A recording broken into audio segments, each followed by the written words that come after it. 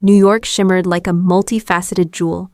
But for me, that night, the city felt like a gilded cage. The Waldorf Astoria penthouse, with its soft lighting and champagne flutes sparkling in well-manicured hands, was the perfect stage for the charade my life had become. I moved through the guests at my bachelorette party like a puppet, smiling on cue, laughing at the right moments, but feeling the emptiness grow inside me. The emerald green silk dress clung to my body, a gift from Louisa Gallo, my future mother-in-law, who seemed more interested in showing off my beauty than in knowing my thoughts. I was 24 hours away from my wedding to Marco Gallo, a man I barely knew beyond appearances.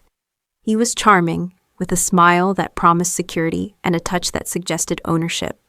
The son of Giovanni Gallo, a magnate who controlled half the city's legal business, Marco was the heir to an empire that I knew, deep down, was stained with secrets. My father, Senator Antonio Rossi, saw this marriage as the key to solidifying political alliances and easing tensions with the Gallos, a family no one dared to question out loud. Me? I was the bargaining chip, the dutiful daughter who would seal the peace with a ring on her finger. The party was in full swing, with soft music and conversations muffled by the clinking of glasses. I slipped away from the crowd, seeking a moment to breathe on the balcony. The cold autumn air bit at my skin, but it was a relief compared to the suffocating heat of the room. I rested my hands on the railing, staring down at Central Park, a dark patch between the illuminated skyscrapers. It was then that I felt it, a shiver that didn't come from the wind. I looked back, and in the crowd, a pair of eyes found mine, cold, intense, like blades of ice cutting through the distance. My heart stopped for a moment, and the world seemed to slow down. It was him, Dante Morelli, the man who 5 years ago had been my bodyguard, the man who, with charged silences and furtive glances, had made my teenage heart believe that love could be dangerous, yet true, the man who, without explanation, had vanished from my life, leaving behind only the pain of a broken promise. Now he was different. The impeccable suit, the slicked back hair, the posture of a man who commanded the room. But those eyes, they were the same. They studied me with an intensity that made my skin burn, as if he could see right through the mask I was wearing. This wasn't the Dante I had known, the 24-year-old who escorted me to school with a shy smile. This was a stranger, a predator moving among the guests as if he owned the night. Our eyes met for just a second, but it was enough to reopen wounds I thought had healed. He didn't approach, didn't speak. He just watched me, a corner of his mouth curving into something that wasn't quite a smile, but a promise, or maybe a threat. Then he turned his back and disappeared into the shadows of the crowd, as if he had never been there at all. "Isabella?" Marco's voice cut through the trance. He was by my side, his hand possessively on my waist. "Is everything okay? You seem distant." I smiled, the practiced smile I had perfected over the years. "Just tired. It's been a long day." He studied me for a moment, his brown eyes searching for something I didn't want to reveal. "You need to rest. Tomorrow is a big day." I nodded, but my mind was elsewhere. As Marco led me back to the party, I felt the weight of that gaze. Dante Morelli was back, and something told me his presence wasn't a coincidence. That night, alone in my hotel room, I couldn't sleep. His image burned in my mind. The chiseled line of his jaw, the way he seemed to carry the weight of the world on his shoulders. I sat on the edge of the bed, my hands shaking as I held a glass of wine I didn't drink. Why now? Why, after all this time, did he reappear on the eve of the day I was to give my life to another man? I closed my eyes, and old memories came flooding back. Dante driving me home after an event, his silence comforting as I talked about my dreams of studying art, the way his fingers would brush mine as he helped me out of the car, a touch so brief it could have been an accident, but that made my heart race. The night he stood outside my room during a thunderstorm, just to make sure I was safe. And then, the morning he was no longer there. No letter, no explanation.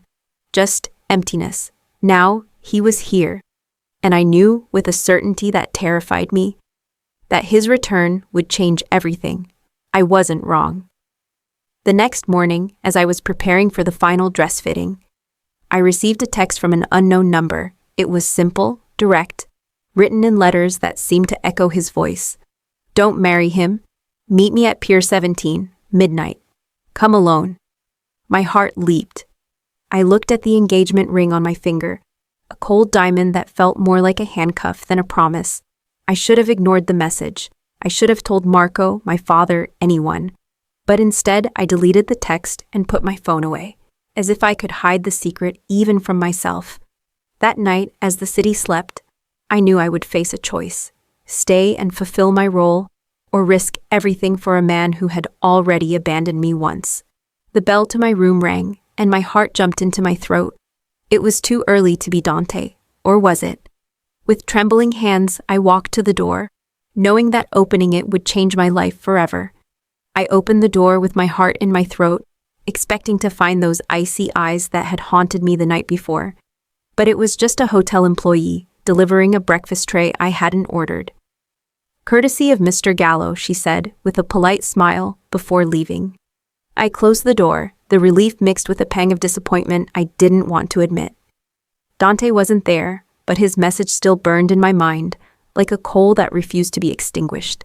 I sat on the edge of the bed, my wedding dress hanging in the corner of the room like a silent sentinel. The coffee grew cold and untouched as I tried to organize my thoughts. Who was Dante Morelli now? No longer the bodyguard who protected me with comforting silence, but a man the city whispered was the new head of a shadowy empire. And who was I? The obedient daughter of a senator, the fiancée of a man I didn't love, or something more, something I had buried along with the memories of Dante. The day passed in a blur of appointments. The dress fitting was a mechanical ritual, with seamstresses adjusting the tulle, while Luisa Gallo praised the perfection of the union to come. My father, Antonio, appeared briefly, his strained smile hiding the pressure he was under. "You're doing the right thing, Isabella," he said, squeezing my shoulder. "This alliance will secure our future." But his future wasn't mine, and I felt the weight of that truth grow with every passing hour. Marco, for his part, was the personification of calculated charm. During lunch at a restaurant overlooking the Hudson, he held my hand, his cold fingers a contrast to the warmth of his words. "You're nervous, aren't you? It's normal," he said, his perfect smile not reaching his eyes. "Tomorrow, all of this will just be a beginning. You and I together will build something greater than ourselves." I looked at him, searching for any trace of vulnerability, but all I saw was control. Marco didn't love me, he owned me, and yet, there were moments when his facade of kindness almost convinced me. Almost. When night fell, the city seemed to pulse with a restless energy. I dressed with care, choosing a dark coat and jeans to avoid drawing attention. I told my assistant I needed a moment alone, a walk to clear my head. She hesitated, but didn't question it. At midnight, I was at Pier 17, the wind from the East River cutting across my face as I waited, my nerves on edge. He appeared like a shadow, emerging from the darkness with silent steps. Dante. The black suit clung to his body like armor, but his eyes, those eyes, were the same ones I remembered, filled with an intensity that made the air around me feel heavier. "Isabella," he said, my name in his mouth sounding like a confession. "Why now, Dante?" My voice came out sharper than I intended. 5 years, not a word, not a goodbye. And now you show up on the eve of my wedding asking me to run away with you? He took a step forward, and I instinctively recoiled. The space between us charged with electricity. "I didn't have a choice back then," he said, his voice low, almost raspy. "You were young, innocent. I was nobody. A man with a past that couldn't touch your life. You abandoned me," I shot back, the poison of old hurt escaping. "You made me believe I meant something, and then you disappeared. And now what? You're the great Dante Morelli, the man who runs the city? You think you can just come back and snatch me out of my life like I'm yours?" His eyes darkened, but he didn't look away. "You don't belong to him, Isabella. Marco Gallo isn't who you think he is. He's a monster disguised as a prince, and this marriage—" He stopped, as if the words were too heavy. "It's a trap. It's not peace the Gallos want. It's power, and you are the price." My heart hammered so fast it felt like it would leap out of my chest. "And you? What do you want, Dante?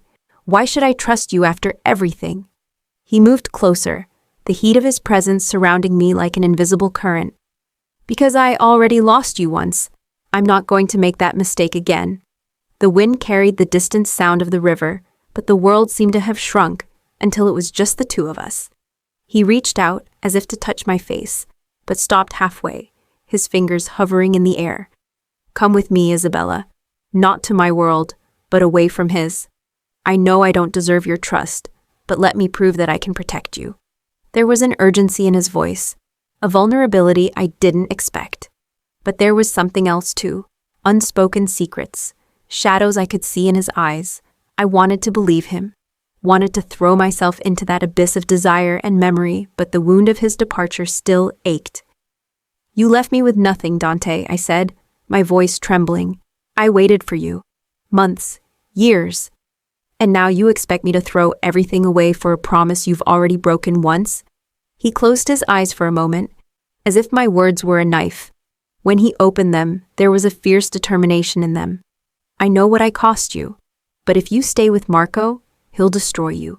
Not tomorrow, not next month, but little by little, until there's nothing left of the woman you are. His words hit me like a punch, because deep down I knew he was right. I already felt pieces of myself disappearing, swallowed by the facade I maintained to please my father, Marco, the world. But to trust Dante, that was a leap into the dark, and I didn't know if I was ready to fall. Tell me why you left, I demanded, crossing my arms. The truth, Dante, no more half-truths. He hesitated, and for a moment I thought he would evade the question again. But then he spoke, his voice carrying a weight I didn't fully understand. I left because your father found out about us. Not what happened, because nothing happened, but what he saw in my eyes. He knew I was falling for you. And he gave me a choice. Disappear or destroy your life with a scandal. I chose to protect you, even if it meant losing you. His words were like a lightning bolt, illuminating memories I had distorted over time. The glances, the silences, the tension I thought was just my imagination. He hadn't left out of indifference. He had left for me. And now, I asked, my voice barely a whisper. Now, I'm a different man, but what I feel for you? He stopped, his fists clenched. That hasn't changed. It's only gotten more dangerous. The silence between us was deafening. I could feel the pull of the past, the promise of the future, and the fear of the present. Take me with you, I said finally, the words escaping before I could stop them. But don't expect me to trust you yet. You're going to have to earn it. A flicker of relief crossed his face, followed by something darker, perhaps the realization that the path ahead would be as dangerous as he feared. Then come on, he said, extending his hand. But know that, from now on, there's no going back. I took his hand, feeling the warmth of his fingers against mine, and I knew I was crossing a line from which I could never return. Dante's car cut through the night like a blade, the lights of New York blurring into golden streaks through the tinted windows. I sat in the leather seat, my hands clasped in my lap to hide their trembling. He drove in silence, his knuckles white on the steering wheel, a palpable tension in the air I could almost touch. Where were we going? I didn't ask. Part of me was still fighting the decision to have gotten into that car, to have chosen the unknown instead of the illusory safety Marco represented. You're safe now, Dante finally said, his voice cutting through the silence like a low whisper. He didn't look at me, his eyes fixed on the road. No one will find you tonight. Safe? I laughed, a bitter sound that echoed in the confinement of the vehicle. From whom? From Marco? From my father? Or from you? He clenched his jaw, but didn't answer immediately. Instead, he turned onto a side street, away from the main avenues, until we reached a discreet gate in an elegant residential neighborhood.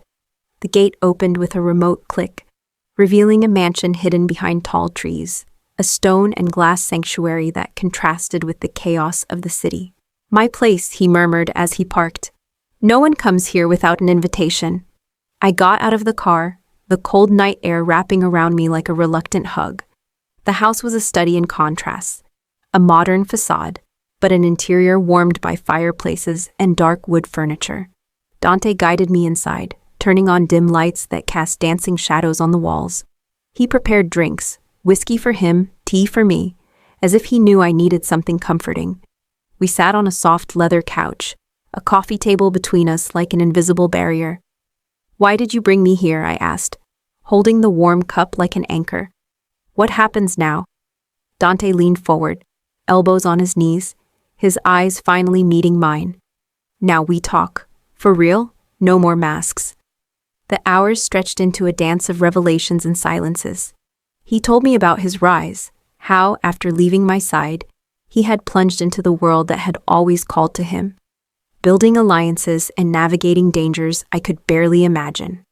"I didn't want that for you," he admitted, his voice low. "That's why I left. Your father saw what I was, a man with roots in the shadows that couldn't touch the light of your life." I listened, my heart aching with a mix of anger and understanding.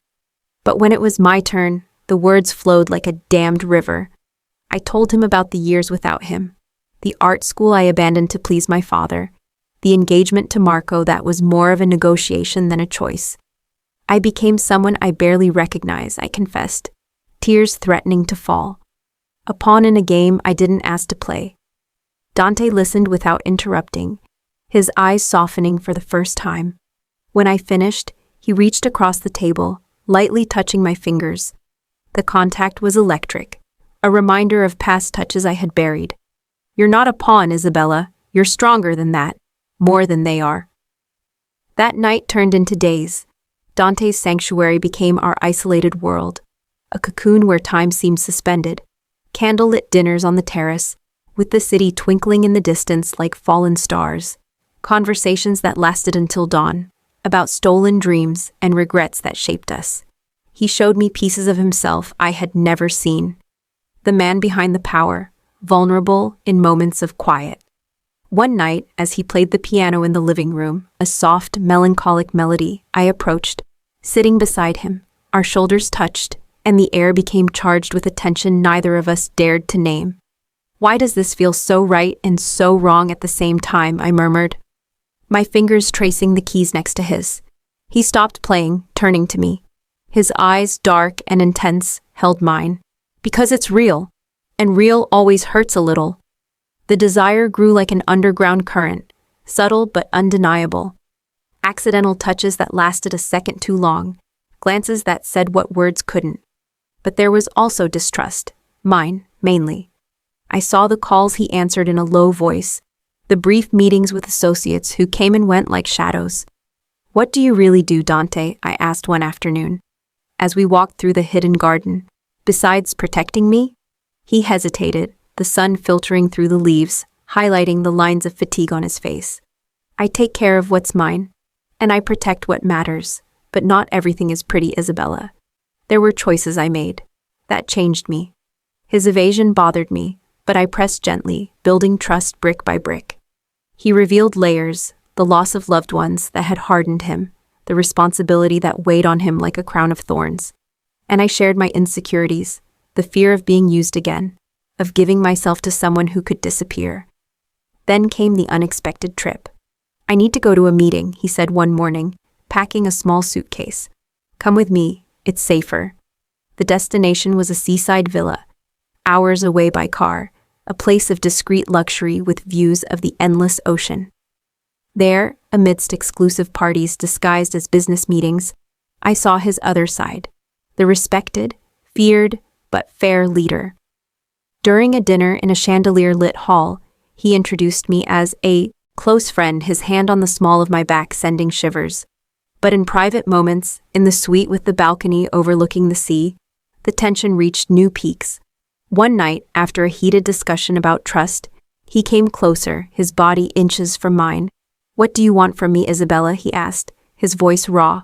"The truth," I replied, my heart hammering. "And maybe more than that." His lips brushed mine in a brief, hesitant kiss, full of unspoken promises. It was the beginning of something inevitable, but also the catalyst for what was to come. Back at the mansion, the news arrived like a storm. My father called. Marco was furious, using his contacts to apply pressure, threatening to expose secrets that could ruin lives. "Come home," my father pleaded, "before it's too late." Dante, hearing this, his face hardened. "They won't stop. Marco sees you as property. And you? I asked, fear mingling with desire. What do you see in me? He pulled me close, his arms a shield in a prison. Someone who makes me want to be better, but that makes us targets. The stage was set for the confrontation.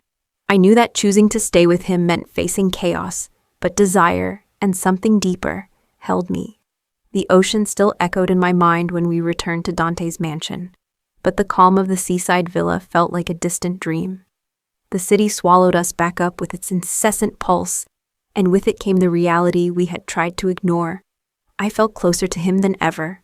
That hesitant kiss in the suite had opened a door I didn't want to close, but the weight of Marco's threats hung over us like a dark cloud. Dante spent more time on whispered calls, his tense posture revealing that the net was tightening. "They're making their move," he said one night, as we sat on the terrace, the New York skyline blinking like watchful eyes.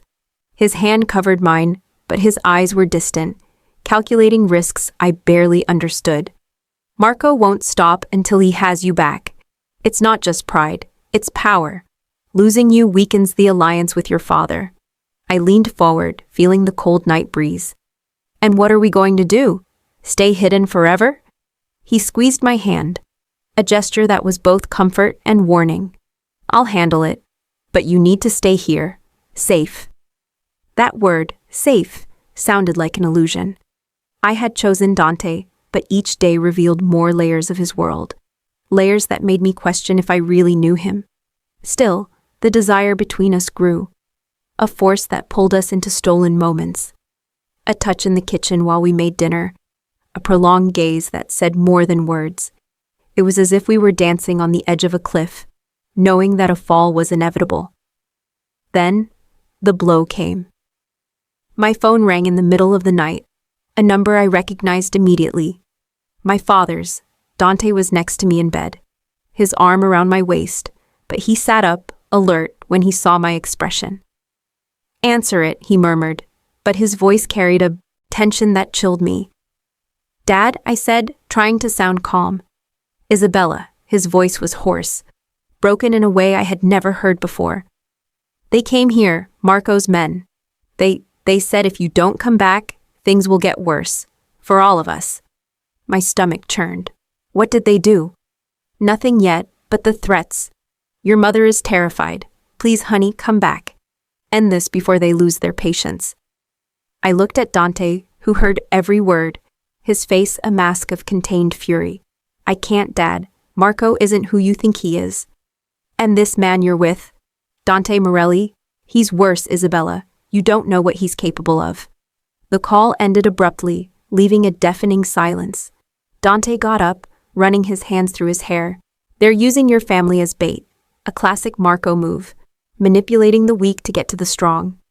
"My parents aren't weak," I retorted, anger rising. "They're innocent in this. What are we going to do?" He stopped, turning to me with eyes that burned. "I'll fix this. I'll confront him directly, end this threat once and for all." "No," I got up, grabbing his arm. "That's just going to escalate everything. What if something happens to you?" "Better me than you or your family." His voice was firm, but I saw the conflict in his eyes, the dilemma between protecting me and risking an open war. The following days were a spiral of tension. Dante reinforced security at the mansion, his trusted men patrolling the perimeters, but I felt like a prisoner in a golden palace.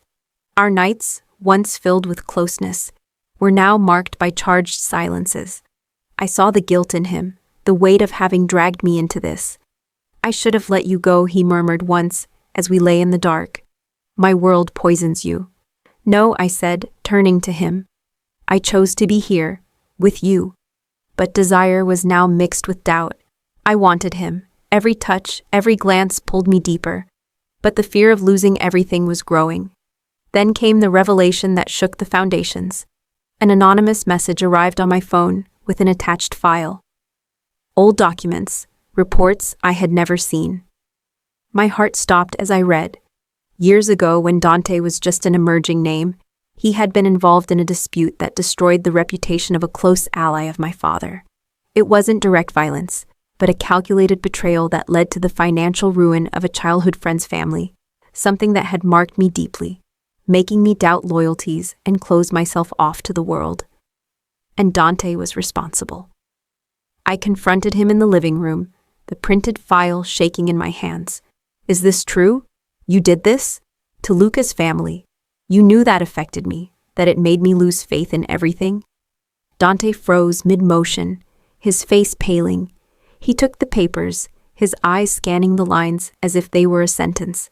Isabella. Tell me it's not true, I pleaded, tears burning. Tell me Marco is lying, that this is a setup. He sat down, heavily on the couch, his shoulders slumped for the first time since I had known him. It's not a lie, but it's not the whole story. I felt the ground open up beneath me. Then tell me, everything. He took a deep breath, as if the words were too heavy. Back then, I was on my way up, fighting for a place. Your father, he was involved in deals that threatened my rise. Luca's family was the weak link, used as a bridge for something bigger. I didn't want to hurt innocent people, but I chose to protect what was mine. It was a decision that cost me more than you know. It turned me into the man I am today. Someone who carries that weight every day. You protected me by abandoning me. And now this? My voice broke. I trusted you, Dante. I thought you were different. But you're just like them, manipulating, destroying to win. He stood up, approaching with slow steps, as if I were a wounded animal. I am, but for you, I've changed. That distance years ago, it was to spare you from this, to not drag you into the shadows. I paid the price. I lost you. I lost pieces of myself. But now I would give up everything to keep you safe. His eyes, always so controlled, were now naked, vulnerable. He reached out, touching my face with a tenderness that contrasted with the pain in his voice. It's not an excuse. It's the truth. I messed up, Isabella. But what I feel for you is real. It's the only thing that makes me want to be more than this. The confrontation left us exposed, as if we had ripped off the masks we were wearing. I pulled away, desire mixed with betrayal, but something in his surrender stopped me. What if I can't forgive you? Then go, he said, his voice raw. I won't hold you here, but know that without you, I lose the only light I have left. That night, the climax of our story unfolded. Not in an external battle, but in a broken embrace in the dark. I cried in his arms, my trust shaken but not destroyed, as he whispered promises of change. Marco still threatened from the outside, but the real confrontation was internal, between the man he had been and the man he could become for me. And I, torn between fleeing or staying, knew that my choice would define not only our future, but who I would become. The dawn after Dante's revelation brought a cold clarity, like the light filtering through the mansion's curtains. I had spent the night in a whirlwind of emotions, alternating between anger, pain, and a stubborn desire to believe him. He didn't try to convince me with more words. Instead, he left me the space to decide, sleeping on the living room couch as if to prove he respected my confusion. When the sun came up, I found him there, his eyes red from a sleepless night, but with a determination that touched me deeply. Whatever you decide, I accept it, he said, his voice low. But if you stay, I promise to fight for us. Not just against Marco, but against the man I was. His vulnerability was what made me stay. It wasn't immediate forgiveness that would come with time, but a choice to rebuild, brick by brick, the trust that had been shaken. That morning, as we drank coffee in silence, his phone rang with an urgency that broke the moment. It was one of his allies, warning of the gallows movements. Marco had escalated things, breaking old alliances and exposing weaknesses that could bring down not only Dante, but the entire network of influence he had built. It's now, Dante murmured, hanging up. Either we face this together, or we lose everything. The city became a subtle battlefield, not with open confrontations, but with maneuvers that echoed like falling chess pieces. Dante orchestrated discreet meetings in hidden restaurants and high-rise offices, gathering loyalties I never imagined existed. I, once an observer, became an active participant, using my knowledge of my father's political connections to identify weaknesses. It was both empowering and terrifying. For the first time, I wasn't just the obedient daughter or the trophy fiancée. I was a partner, someone whose ideas were heard and valued.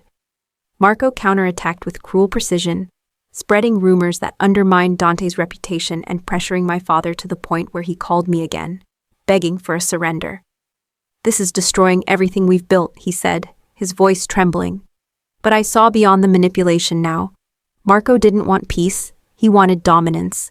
And Dante, despite his past mistakes, wasn't fighting for power, but for a future where we could be free. The turning point came at a tense meeting in a private club in the heart of Manhattan, a place of veiled luxury where decisions changed destinies. Dante insisted I stay at the mansion, but I refused. "We're in this together," I said, and he relented, his eyes shining with a mix of pride and fear. There, we faced Marco for the first time since my escape. He was impeccable in his suit, his fake smile a contrast to the fury in his eyes. "You think you can steal what's mine," he hissed at Dante, ignoring me as if I were irrelevant. But I wasn't. I stood up, my voice steady despite my racing heart. "I don't belong to anyone, Marco. This alliance was an illusion, and you know it. Stop now, before you lose more than you can get back." He laughed, but there was a desperation behind it. His alliances were crumbling. Exposures of questionable deals, leaked by Dante's allies, began to appear in influential circles, eroding the Gallo empire from the inside out. Giovanni, his father, appeared briefly on a video call, his face aged by the pressure, admitting that it was time to retreat. It wasn't a dramatic victory, but a gradual surrender, like a house of cards collapsing in the wind. With the Gallo empire weakened, Dante could have taken everything, but he chose moderation. A deal that preserved the balance, with no further retaliation. "For you," he told me later, at an intimate dinner on the mansion's terrace, "I want to build something new, not destroy what's left." His hand found mine on the table, and in that touch, I felt the weight of his transformation. My father and I reconciled little by little. A long conversation in a neutral coffee shop, where he admitted his mistakes, driven by the fear of losing influence. "I wanted to protect you," he said, echoing Dante's words, and I finally understood that true protection came from choice, not from imposition. Months later, we left New York behind. Dante sold off parts of his interests, focusing on legitimate ventures that carried no shadows. We chose a house by the sea, far from the city, where the sound of the waves replaced the constant noise of danger. There, on quiet nights, we rebuilt our story, confessions whispered at dawn, unexpected trips to places where we could just be us. The desire that had united us evolved into something deeper. A partnership marked by trust earned, not given. He held my hand one last time on the balcony, the sun rising over the horizon. "This time, I'm not going to leave you," he promised, his voice raw with emotion. And I believed him, because we had survived the chaos, choosing each other despite everything. New York awoke to a new order, but we were free, a love that, against all odds, had chosen to survive.